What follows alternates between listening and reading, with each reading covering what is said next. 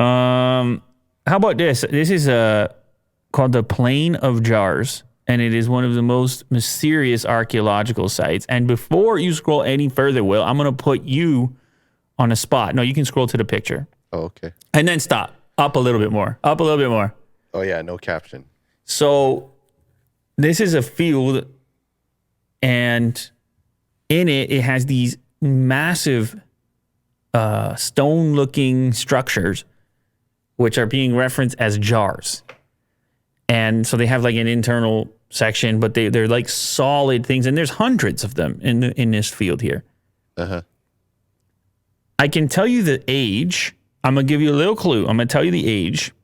They did the carbon dating and whatnot. They think they're between 700 and 1,200 years old. Okay. You're now going to tell everybody what exactly these were for. Well, this is very obvious. What? They're having a jar contest. Okay, all right. Will's having too much fun today over here. Well, that's the only reason. Look, What do you mean they're all it's different. Yeah, they're all different, but building the best jar. they're also super old, so maybe they've weathered, and who really knows? I'm gonna give you another clue. All right, we're not done here yet. Okay.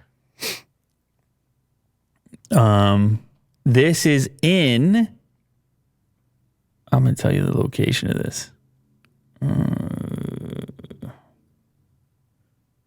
I just had the location, man. Laos. Okay. Does that help you? That's where this is. Go ahead. No. Go ahead, Will. What happens in the Plain of Jars? The giant field full of Well, yeah, stone jars. every year they would yes. gather around here, and Yes. then they have the best builder of jars, and then they have a contest. Okay. So we'll just move on to the next story then? Solved. Well, what is it then? I have no idea. It's like every artifact or like location like this. It's for rituals. It's for burial. Burial. Yeah, they Okay. will put the deceased into the jar, and then the person would decompose, and then they would only bury the bones. So they would that's what they think, the researchers here. Okay. That they would want the person to decompose inside of one of these jars first. They're big, by the way. It's calling them jars is kind of confusing, but Yeah. and then once the decomposition was complete, then the bones were the only thing that would be buried. Ancient rituals, ancient styles. Wow. Very haunting. That's interesting, right? I mean, they had a lot of different techniques for this stuff. Oh, here we go.